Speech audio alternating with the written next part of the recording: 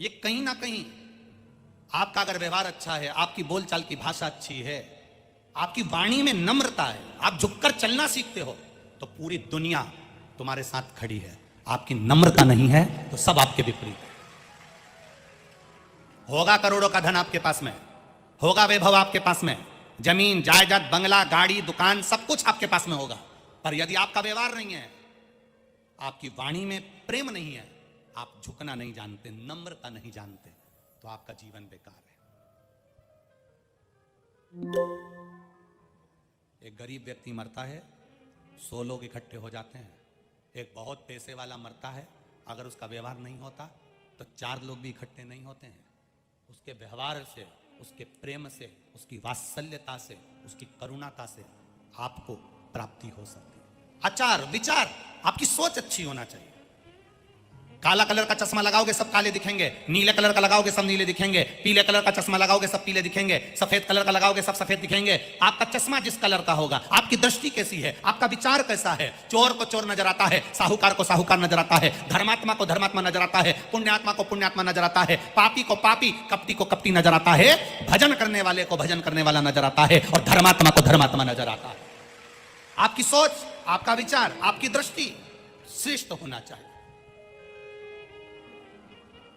चेहरे का कलर बदले ना बदले, पर अपना कर्म बदलना चाहिए, तो जिंदगी सार्थक है।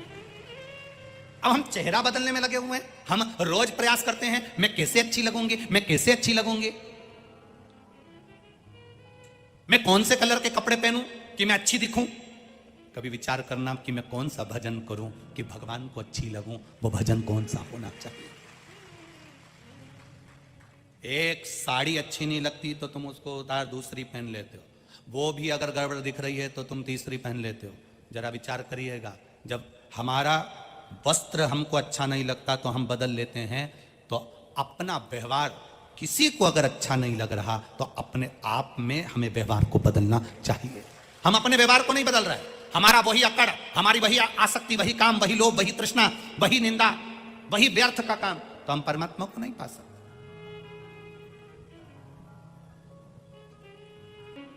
जो वात्सल्यता से परमात्मा को पाने का प्रयास करता है, भगवान वात्सल्यता से देता भी है।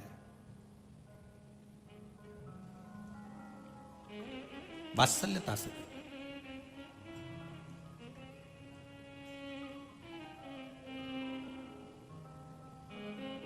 शिव कथा कर रही है, भगवान शंकर का संवाद कर रहा है। आपका व्यवहार, आपका विचार, आपका सत्कार, आप किसी का सत्कार कैसे कर रहे हो। आपके घर में कोई आता है, केवल घर का बुजुर्ग उठकर उसको पानी पिलाता है। घर में 3 बहू, 4 बहू, 2 बहू, सब अपने अपने कमरे में, अकेली बुजुर्ग मां उठी है, अकेला बुजुर्ग उठा है और उठकर पानी पिला रहा है। व्यवहार मालूम पड़ता है, घर का सत्कार मालूम पड़ता है कि आपका सत्कार कैसा है। विदुर जी के यहां भगवान कृष्ण गए तो विदुर जी नहीं थे, उनके घर में विदुरानी थी। नया पलंग विदुरानी ने विदुर जी से कहकर बनवाया था। आजकल तो ये लकड़ी के पलंग बनते हैं, पहले के समय का जो पलंग होता था, आसपास में लकड़ी लगी होती थी, बीच में रस्सी लगी होती थी, निवाड़ पट्टा बंधा होता था। क्या बोलते हैं इधर, खटिया। हाँ ठीक है, ये वही खटिया है ना, खड़ी कर दी जो है?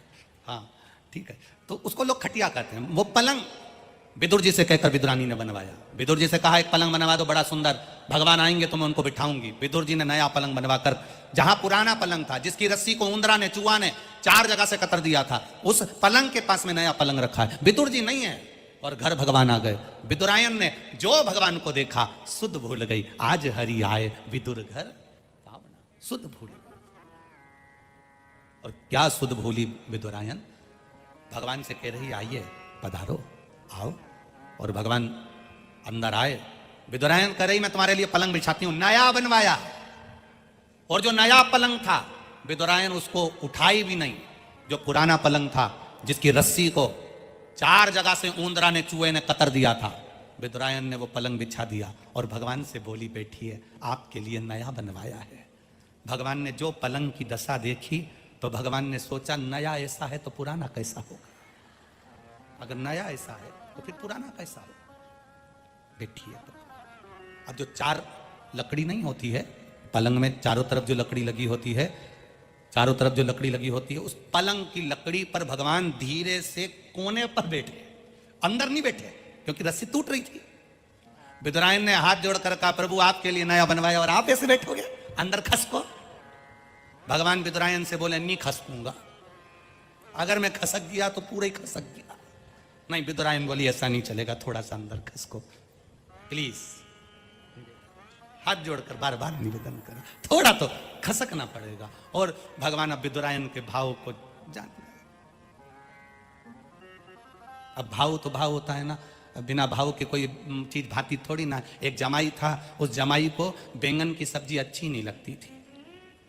अब उसको बैंगन की सब्जी अच्छी नहीं लगती थी और ससुराल गया, और ससुराल में गया तो ससुराल में पहली बार गया और सास ने बैंगन की सब्जी बनाई और सारी सब्जी, मिठाई, रसगुल्ला सब थाली में रखा। और जमाई को लगा सामने बैंगन की सब्जी है, मुझे बहुत बुरी लगती है, एक काम करता हूं, सबसे पहले इसी को खाकर फिर दूसरी चीज खाऊंगा, जो अच्छी नहीं लगे पहले उसे निपटा लो।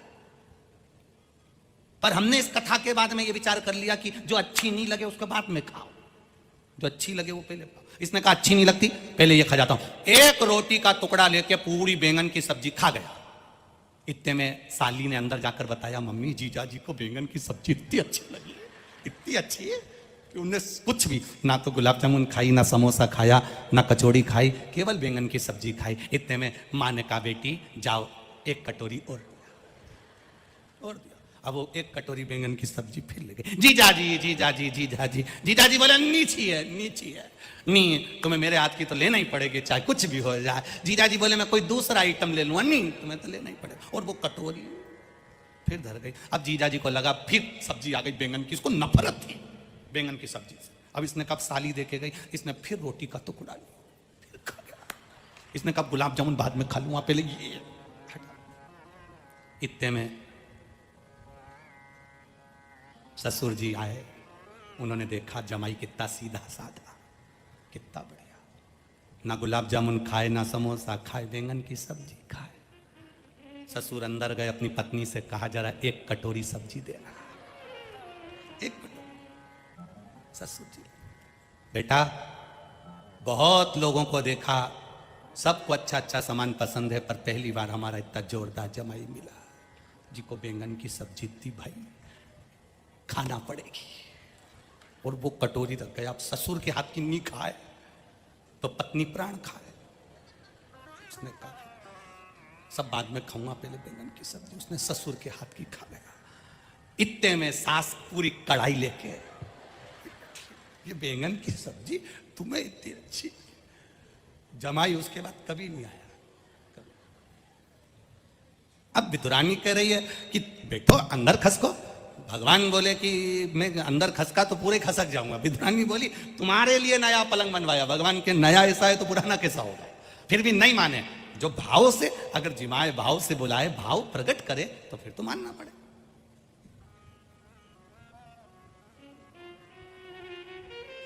अब होता है कभी कभी ऐसा क्रम।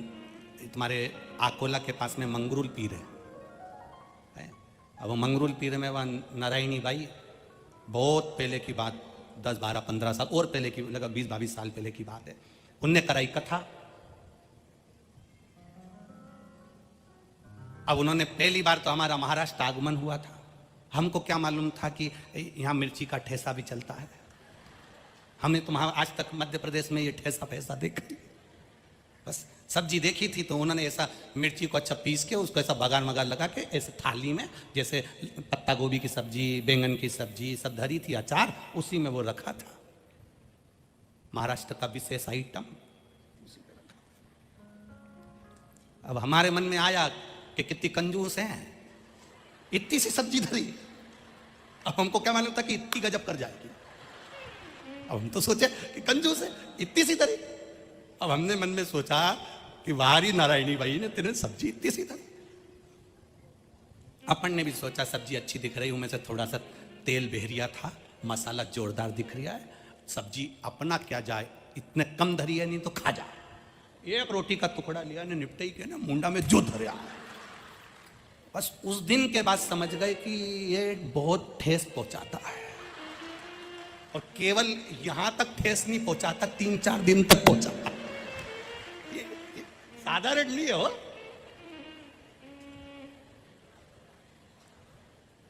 अभी कल की बात है, वो चौरसिया जी के यहां से प्रसाद, महाप्रसाद तो ऊ में आ गया था, हम समझ गए थे अलग ही रखना है, तो ध्यान रखना।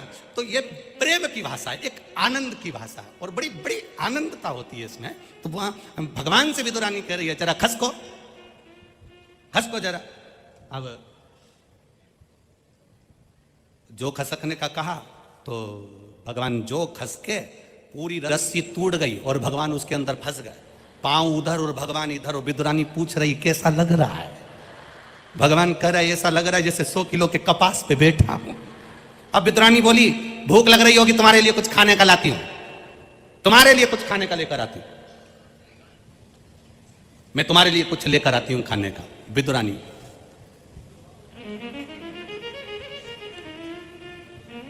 अब भगवान ने मन में सोचा, जब बिठाया ऐसा है तो खिलाएगी कैसा, उससे अंदाजा लग जाए। मैं तुम्हारे लिए कुछ खाने का लाती हूं।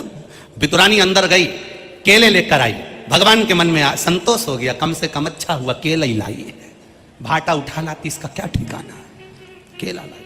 और भगवान के चरणों में बैठकर बड़े प्रेम से केला छीलती जाए, और भगवान से के मैं तुम्हारे लिए 2 दर्जन लेके आई थी, और तुम्हारे काका विदुर जी 2 दर्जन लाए, 4 दर्जन केले तुमको ही खाना है।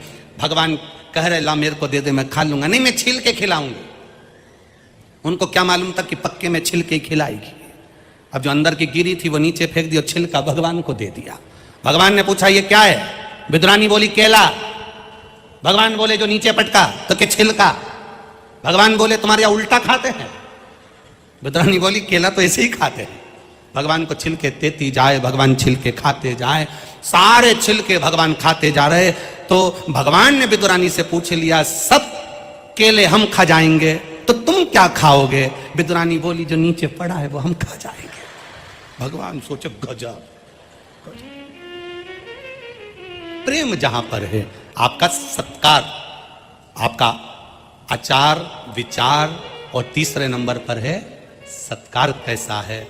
कि दुर्योधन के मेवा त्यागे, साग विदुर घर खाई, सबसे ऊंचे प्रेम सगाई। सबसे ऊंचा संबंध है प्रेम का, आचार विचार और सत्कार। सत्कार कैसा है आपका? धन से कोई सत्कार नहीं होता, वैभव से कोई सत्कार नहीं होता। एक गरीब व्यक्ति के घर में शादी में जाना और एक पैसे वालों के घर में शादी में जाना। पैसे वालों के शादी में दरवाजे पर खड़े होकर हाथ जोड़ लेंगे, जाइए अंदर खाइए, कोई पूछने नहीं आएगा तुमसे अंदर कि तुमने पानी पतासा खाया कि नहीं खाया, रोटी खाई कि नहीं खाई, सब्जी खाई कि नहीं खाई, जलेबी खाई कि नहीं खाई। अंदर पूरे ग्राउंड में कोई नहीं पूछेगा। जाओगे तो हाथ जोड़कर जाने का बोल देंगे। पर किसी गरीब के घर शादी में जाना, वो तुम्हारे लिए कुर्सी लगाएगा, सेठ जी आए हैं, बैठो साहब, मैं थाली लगा देता हूं, थाली लगा देगा, आओ साहब, खाओ साहब, बैठो साहब। गरीब के घर जाओगे, सत्कार क्या होता है वो गरीब बता सकता है।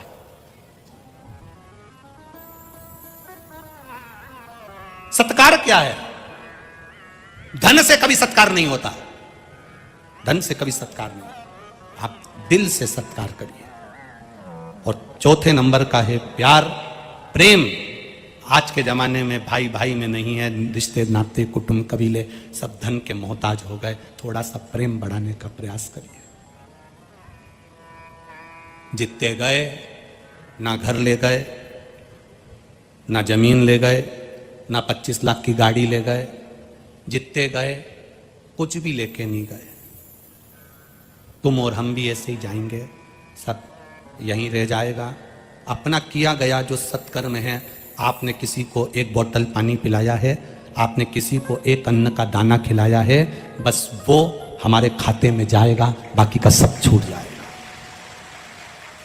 बड़ों का आदर करा, बुजुर्गों को नमन करा, प्रणाम करा, माता पिता का आदर करा, कभी ऊंची आवाज में शब्द नहीं बोले, सम्मानजनक शब्दों का विचार किया गया, तब समझ लो कि आपके साथ आपका पुण्य जा रहा है।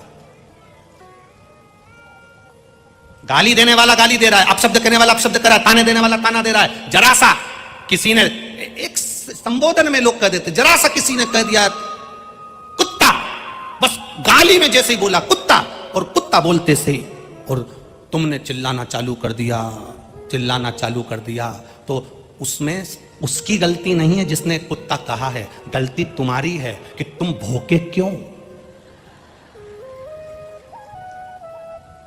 मतलब तुमने प्रस्तुत कर दिया कि उसने जो बोला वो गलत नहीं बोला, उसने तो कहा ना कुत्ता, कह दिया ना।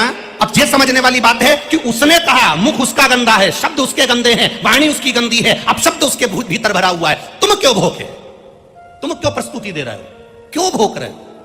जब वो आड़ा टेढ़ा बोले तुम मौन रहकर भीतर की भीतर श्री शिवाय नमस्तुभ्यम बोलना, तो तुम्हारे अंदर जो भगवान होगा जवाब वो देगा। और उसके बोलने से तुमने भोंकना चालू कर दिया तो समझ लो कि फिर वो गलत नहीं बोल रहा, तुम हो, फिर वो गलत नहीं बोल रहा। तुमने अगर चिल्लाना चालू कर दिया, उसने बोला और तुमने अपशब्द बोलना चालू कर दिया, तुमने तुरंत बोलना चालू कर दिया, तो समझ लो कि फिर तुम वो गलत क्या बोला है, उसको समझो। उसने जैसे ही कुत्ता शब्द बोला, जैसी अपशब्द बोला, जैसी ताना दिया, जैसी गाली दी, जैसी आड़ा टेढ़ा बोला, तुम पलट के जवाब क्यों दो। लोग कहते हैं हमारी सास हमको अपशब्द कहती, तो पलट के जवाब क्यों दे रही हो, मत दो। श्री शिवाय नमस्तुभ्यम अंदर से जपो। क्यों, जब वो आड़ा टेढ़ा बोलेगी तुम मंत्र का जाप करोगे, तुम्हारे अंदर शंकर जी आकर बैठ जाएंगे। गाली तुम्हें नहीं लगेगी, उसको लगेगी जो तुम्हारे अंदर है, तो जवाब भी वो देगा। तुम क्यों पलट कर जवाब देते हो, तुम क्यों देते हो। मत बुरे कर्म कर बंदे वरना पछताएगा, भगवान की आंखों से तू बच नहीं पाएगा, तू बच नहीं पाएगा। अरे ओ अज्ञानी मत कर नादानी, तेरे कर्म का फल भी तू ही पाएगा, जैसा किया तूने तेरे आगे आएगा। मत बुरे कर्म कर बंदे वरना पछताएगा, भगवान की आंखों से तू बच नहीं पाएगा, तू बच नहीं पाएगा। आप क्यों जवाब दो, उसके कर्म का जवाब वो देगा। प्रेम बढ़ाइए, हम प्रेम को छोड़ दिए।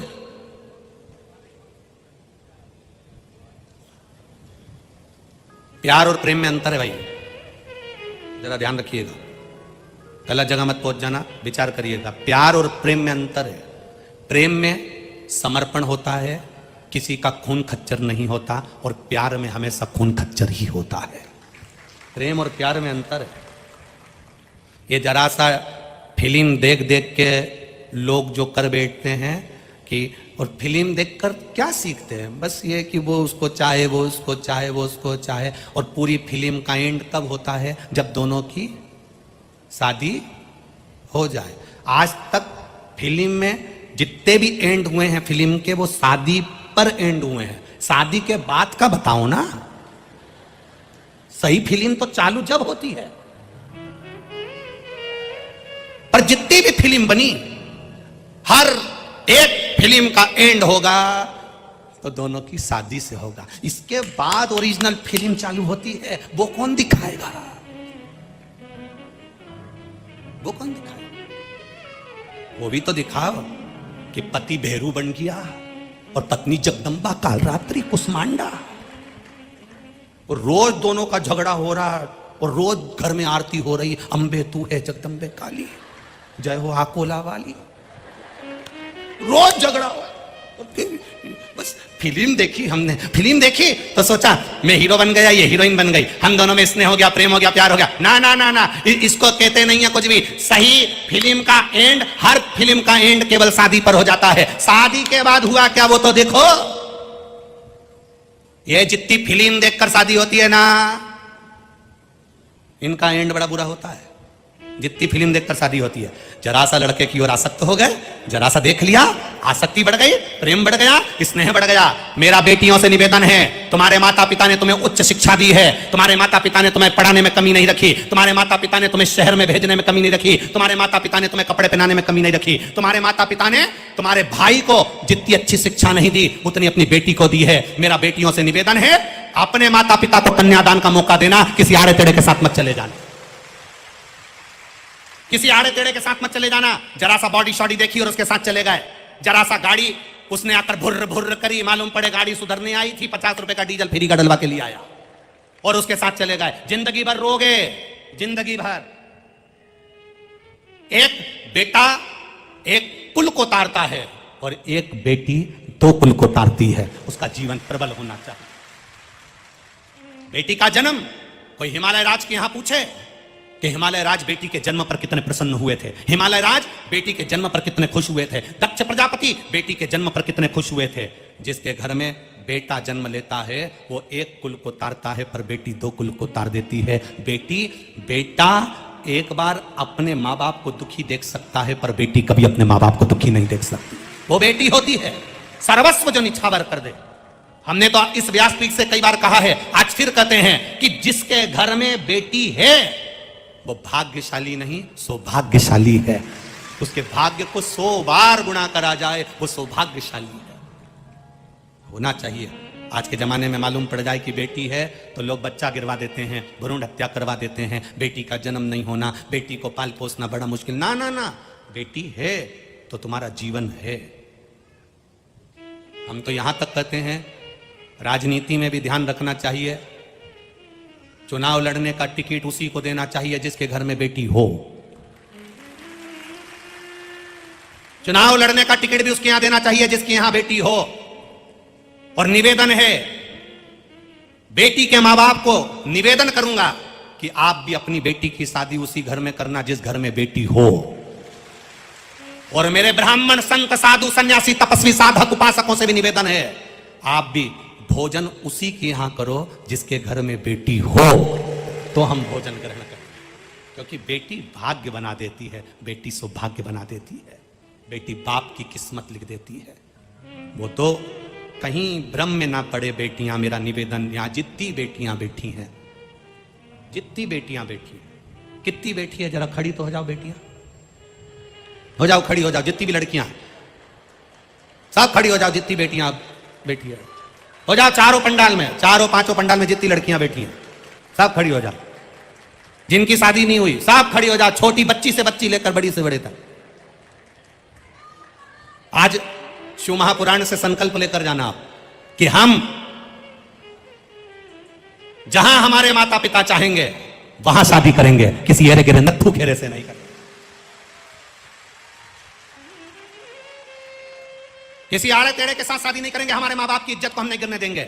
जिस माता पिता ने पाल पोस कर बड़ा करा, जिस माता पिता ने हमको पढ़ाया, जिस माँ की कोख में मैं 9 महीने रही हूं, जिस माँ ने मुझे गोदी में रखा, मालिश करी, कपड़े पहनाए, जानती नहीं थी, पढ़ाया, ट्यूशन, स्कूल, कोचिंग सब जगह भेजा, उनकी नाक नहीं कटने दूंगी। शादी मेरे माँ बाप के कहने पर चल करूंगी। दोनों हाथ उठाकर बेटियां एक बार हर बेटी है बेटा, परिणाम आपको दंडवत नमन करता हूं आपके चरणों का, आपकी वात्सल्यता, आपकी करुणता। संकल्प होना चाहिए हमारे जीवन।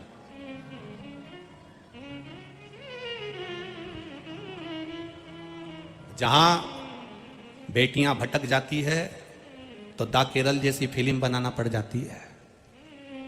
बेटियों को भटकने नहीं है, एक अपने जीवन को सार्थक करना है, हम अपने जीवन को धन्य बनाना। आप एक माता पिता का गौरव हो, आप एक माता पिता का जीवन हो। बहुत अरमान रखकर वो पढ़ने भेजता है आपको, आप उसके अरमान को डूबने मत देना, डूबने मत देना। बेटी बेटी बहुत विचित्र बात कहेंगे, आप लोगों को समझ में आएगी उम्मीद है। बेटा मां को प्रिय होता है और बेटी बाप को प्रिय होती है, पिता को प्रिय है बेटियां। लोग कहते हैं बेटी की विदाई में मां ज्यादा रोती है, शिव पुराण कहती है बेटी की विदाई में जितना पिता रोता है उतना कोई नहीं रोता है, कोई नहीं। साथ में बैठकर भोजन करती है, पापा, बाबू, बाबूजी चाय ला दूं? दुकान से पापा आते हैं, पिताजी आते हैं और बेटी उनका चेहरा पढ़कर कह देती है, पापा मम्मी कहीं गई हैं, आई कहीं गई है, मैं तुम्हारे लिए चाय बना दूं पापा? बेटी बाप की दौलत है, साथ में बैठती है, रोटी खाती है, बाप की इतनी हैसियत नहीं होती कि बेटी की शादी में बहुत सारा दहेज दे दे, गाड़ी बंगला अलमारी सोफा सेट देने की पिता की हैसियत नहीं होती। फिर भी पिता कर्जा लेकर आता है और अपनी बेटी की शादी में कमी नहीं रखता, कमी नहीं रखता बाप अपनी बेटी की शादी। बेटी कहती है पापा मत कर्जा करो, कौन चुकाएगा, भाई छोटा है, घर की बड़ी मैं हूं, मेरी शादी कर दोगे तो कर्जा कब तक चुकाओगे, कोई बात नहीं लाडो, कोई बात नहीं। सब भोजन कर कर चले जाते हैं, बेटी की भाबर भी हो जाती है, पापा सामने नहीं आते, कन्यादान कर कर एक और खड़े हो जाते हैं। जब जाती है बेटी तब पिता बेटी के सामने जब आता है, बेटी कहती है पापा इतना कर्जा कर लिया कैसे चूकेगा ना। बाप बेटी को गले लगाकर कहता है तू मेरी दुनिया की सबसे बड़ी पूंजी है लाडो, ये कर्जा तो कोई बात नहीं, बहुत मेहनत कर लूंगा, चुका दूंगा, पर सुनना बेटा तेरे आने से मेरी जीवन की फुलवारी है। तेरा जन्म नहीं हुआ था उससे पहले दुखी था, पर जिस दिन तू मेरी गोदी में आ गई थी ना, उसके बाद मेरी जिंदगी की खुशियां 4 गुना बढ़ गई बेटी, तेरे को देखकर मैं खुश हो जाता हूं। विदा हो गए, चले गई। बेटी भी कहती है पापा बहुत दूर मत ब्याह देना, दूर ब्याह दोगे तो कहां मिलना होगा पापा, कभी तो आएंगे ना मिलने के लिए। उस बेटी की जो शादी करी और लड़का उसका सम्मान नहीं करता, आदर नहीं करता, गालियां देता है, उसको पूछता नहीं है, केवल एक नौकरानी की तरह उसको उपयोग में लेता है, तो उस बाप से पूछना जिसने उसको पाल पोस कर बड़ा करा, उसकी जिंदगी कैसी रहती है। पिता का जीवन, नारी का आदर सम्मान करना सीखो, अंत समय तक साथ देती है एक नारी, अंत समय तक।